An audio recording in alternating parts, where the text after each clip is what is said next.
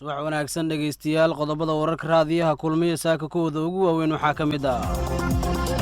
diyaarado dagaal oo xalay duqeymo lagu dilay saraakiil ka tirsan al-shabaab ka fuliyey gobollada shabeellaha hoose jubbada hoose iyo gobolka baay ciidamada ammaanka oo luudaha ku toogtay rag la sheegay inay dhac u geysan jireen dadka deegaanka kula labisnaa dharka ciidanka dawladda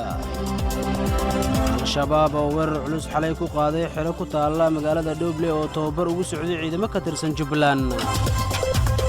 madaxweynaha Puntland oo sheegay in dawladda federaalka ay surkiinid ka dhex wado xukuumadda Somaliland iyo beelaha deegaanadaasi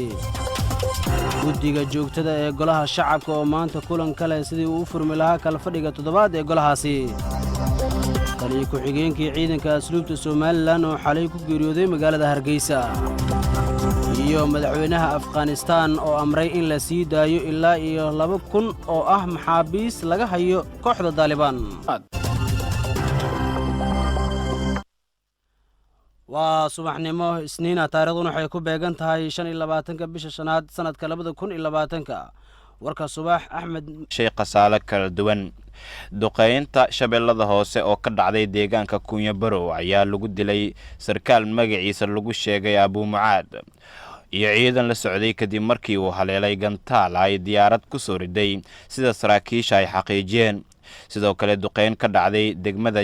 Jamaame ee gobolka Jubbada Hoose ayaa lagu sheegay in lagu dilay dagaalamayaal badan oo ka tirsan al-shabaab kadib markii duqeymo lagu garaacay dhowr fariisin oo ay halkaasi ku leeyihiin wararka duqeynta ayaa sidoo kale waxa ay intaasi ku dirayaan in duqeyntii saddexaad laga fuliyay deegaanka Buulafulay ee gobolka Baay waxaana lala beegsaday xubno saraakiil u badan inkastoo aysan saraakiisha dawladda shaacin xubnahaasi magacyadooda iyo weliba xilalka ay hayeen duqeymaha saacadihii la soo dhaafay ka dhacay koonfur galbeed Jubbaland iyo weliba deegaano kale oo ka mid ah gobolada dalka ayaa waxaa la soo sheegayaa in ay kordhiyeen cadaadiska al-shabaab marka loo eego ay kala kulmayaan saaxiibada caalamiga ah ee Soomaaliya iyadoona howlgalka Africom ay sheegeen in ay sii wadi doonaan duqeymaha ka dhanka ah al-shabaab xilli ay al-shabaab muddooyinkii ugu dambeeyay ka fulinayeen howlgallo kala duwan qaybo ka mid ah gobolada dalka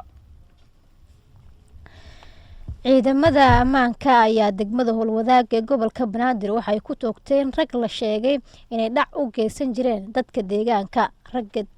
la toogtay ayaana ku libisnaa dareeska ciidamada dawladda Cabdisataar Xaaji Cali ayaa ka waramaya ciidamada booliska degmada Howlwadaag ayaa dil iyo dhaawac waxay u geysteen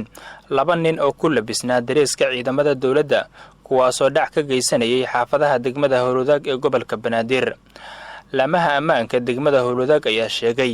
in labadaasi nin ay wateen dareeska ciidamada dawladda mootobajaaj iyo 2 qori booliska ayaa sheegay in raggaasi mid ka mid ah ay dileen halka midkii kalena ay dhaawac ku qabteen iyadoo kii la dilay meydkiisa loo qaaday xarunta dambi baarista booliska Soomaaliyeed ee CID-da labadaasi ruux oo midna ay toogteen midna ay qabteen ciidamada ammaanka ayaa la sheegay in ciidamada ammaanka ay ku soo wargeliyeen dadka shacabka ah ee ku nool degmada Howlwadaag taasoo fududeysay in ciidamadu ay ka war helaan muddooyinkii la soo dhaafay qaar ka mid ah degmooyinka magaalada Muqdisho xilliyada habeenkii waxaa ku soo badanayay kooxaha burcadda oo dhac ka geysta degmooyinkaasi waxaana shacabka ku nool xaafadahaasi ay qayladhaan ka muujiyeen arrintaasi waxaana ugu daran degmooyinkaasi Hodan Howlwadaag iyo degmada Yaaqshiid weerarkan oo ay ku qaadeen sida la sheegay dagaalamayaal ka tirsan al-shabaab xero ciidamada daraawiishta Jubbaland ay ku leeyihiin magaalada Dhoble ee gobolka Jubbada Hoose ayaa waxaa ka dhashay khasaare kala duwan dagaalkan oo ay dadka deegaanka ku tilmaameen inuu ahaa mid aad u xooganaa ayaa waxa uu dhacay xalay saqdii dhexe waxayna dagaalamayaasha al-shabaab ay weerareen xero ciidamada daraawiishta Jubbaland oo ay ku xereysnaayeen ilaa iyo 300 oo askari kuwa oo halka tababar ciidan uga socday dadka deegaanka ayaa shaaca waxay ka qaadeen in ciidamada tababarka ku jiray oo ay al-shabaab weerareen ay ahaayeen kuwa aanan hubeysnayn marka laga reebo askarta ilaalada ka ahaa xerada ayna jirto khasaare xoogan oo soo gaaray ciidamada balse aanan la cadeyn karin halka uu gaarsiisan yahay weerarka wararka ayaa intaa waxay ku darayaan in goor dambe oo waaberigii saaka ah ay gurmad ahaan ugu tageen xerada ciidamada la weeraray ciidamo ka tirsan Jubbaland oo ka baxay gudaha magaalada Dhobley maadaama xerada ay ku taalo duleedka magaalada isla markaana ay dhabarka ku hayso garoonka diyaaradaha ee magaalada Dhobley. Saake ayaa la sheegay in xaaladdu ay tahay mid aad u degan balse waxaa la cadeyn karin khasaaraha dhabta ah ee ka dhashay weerarkii xalay dhacay. Saraakiil ka tirsan ciidamada Jubbaland oo ku sugan magaalada Dhobley oo aan la xiriirnay ayaa ka gaabsaday in ay ka hadlaan dagaalka xalay dhacay balse waxay noo xaqiijiyeen in khasaare uu jiro. Mana jirto wax war ah oo ka soo baxay Al-shabaab ee ku aadan weerarka ay ku qaadeen xerada ciidamada Jubbaland ee ku leeyihiin magaalada Dhobley ee gobolka Jubbada Hoose. madaxweynaha maamulka Puntland Siciid Cabdulaahi Dani ayaa waxa uu sheegay in dowladda federaalka ah ee Soomaaliya ay iska horkeen ka dhex wado xukuumadda Somaliland iyo beelaha deegaanadaasi. Farxaan Maxamed Xuseen ayaa warkan faahfaahinaya. Siciid Cabdulaahi Dani madaxweynaha maamul goboleedka Puntland ayaa ku eedeeyay dowladda federaalka Soomaaliya inay ku lug leedahay falal sababi kara dagaal ka dhaca gudaha Somaliland. waxa uu sidoo kale ku eedeeyay inay cadaadis ku saarayso Somaliland qorshayaal ay rabto inay wax kaga bedelato kuwaasi oo aan u wanaagsanayn deganaanshaha Soomaaliya balse mar walba ay soo dhaweynayaan heshiis laga gaaro arrimaha qadiyadda Somaliland. Puntland ay diyaar u tahay wada hadallada Soomaaliya iyo Somaliland. arrimaha murugsan ee dadka Soomaaliya ka dhaxeeya ee siyaasadda oo ka mid tahay arrinta Somaliland in laga wada hadlo oo 30 sano ayuu dadku dhigtoonayay dhinacna uusan jirin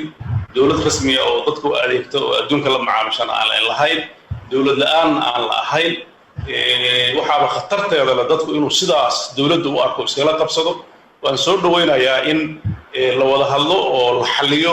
arrimaha guud ee dalka ka jira laakiin wadada hadda aan maqlayo oo dawladda federaalka wada leeyahay wada saxsan ilama muuqato mana aha mid xalka lagu gaari karay. horena waan u sheegnay mowqifkeena cidda hadda ugu muhiimsan oo Somaliland ay wax ka dhaxeeyaan ama dhulka iyo xuduudda iyo meelaha ay ku muransan tahay waa Puntland.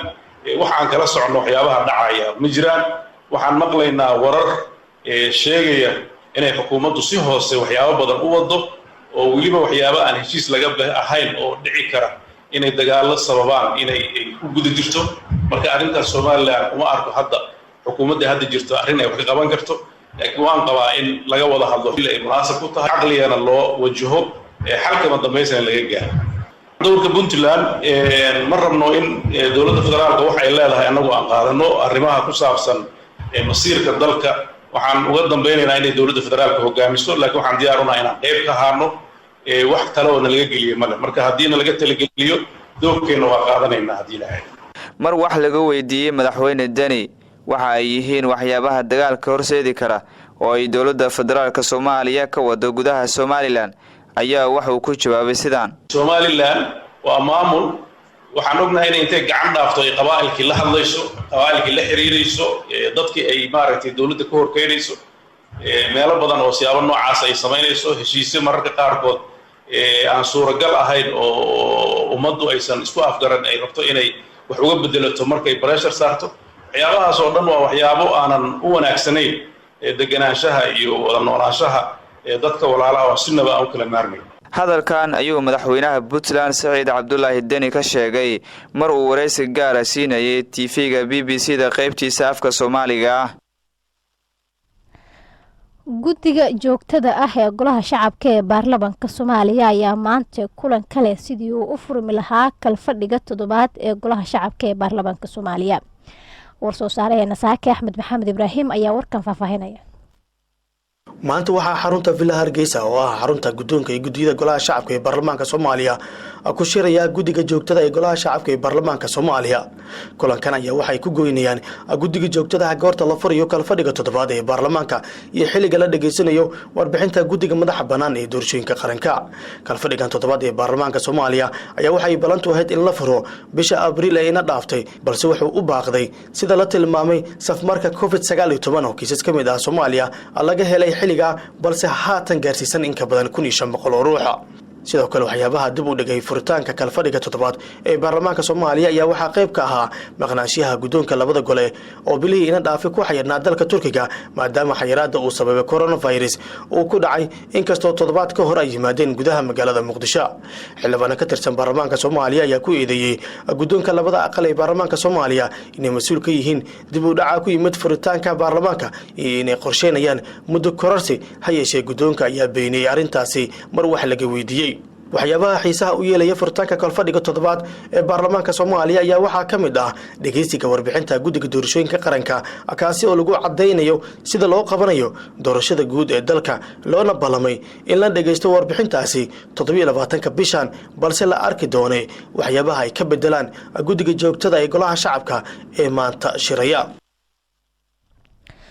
taliya ku-xigeenkii ciidanka asluubta Somaliland ayaa xalay waxa uu ku geeriyooday magaalada Hargeysa ee Somaliland. Ilyas Cabdi Cali ayaa Hargeysa ka soo waramay. taliya ku-xigeenkii ciidamada asluubta Somaliland Cabdiraxmaan Liibaan Axmed Fooxle ayaa xalay magaalada Hargeysa ku geeriyooday. taliya ku-xigeenka ayaa la sheegay in naqas ku dhagay xalay fiidkii isla markaana uu ku go'ay cisbitaalka guud ee magaalada Hargeysa iyadoo la sheegay in xaaladiisa wadna xanuun ay ahayd. taliya ku-xigeen Fooxle ayaa ahaa taliyaha ciidamada booliiska muddo 6 bilood ku dhow waxaana uu hore u ahaa taliya ku-xigeenka ciidamada booliiska Somaliland 7 sano ee hogaaminaysa xukuumadii madaxweyne Axmed Maxamed Maxamuud Silaayo. taliya ku-xigeenkan ayaa waxa uu ka soo bartay culumta ciidamada militariga dalka Masar dowladii militariga ahayd ee Soomaaliya taasi oo u diray Maxamed Siyaad Barre. waxaa lagu xasuustaa haladeegii ciidamada militariga Somaliland iyo sidoo kale booliiska ka geystay madaxweynaha Somaliland Muuse Biixi Cabdi ayaa taasi u diray waxaana uu ku tilmaamay haliyey gundhig u ahaa dadkii kaalinta mugale ka geystay ciidamada kala duwan ee Somaliland isla markaana dhismaheeda ka qayb qaatay. taliya ku-xigeenka ayaa maanta waxaa lagu aasi doonaa magaalada Hargeysa. Ilyas Cabdi Cali Radio Kulmiye Hargeysa. Ilyas Cabdi Cali wad mahadsantahay warka subax ee Radio Kulmiye ee la socotaan.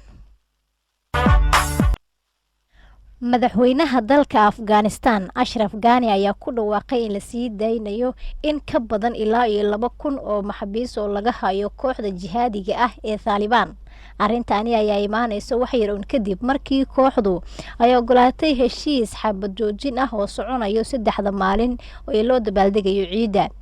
madaxweyne Ghani ayaa waxa uu sheegay in arintani ay tahay ififaalo muujinaysa in labada dhinac ay gaari karaan heshiis nabadeed oo guuleysta. sidoo kale waxa uu hadalkiisa sii raaciyay Mr. Ashraf in dawladdiisu ay diyaar u tahay qabashada wada hadallo nabadeed oo dheeraad ah.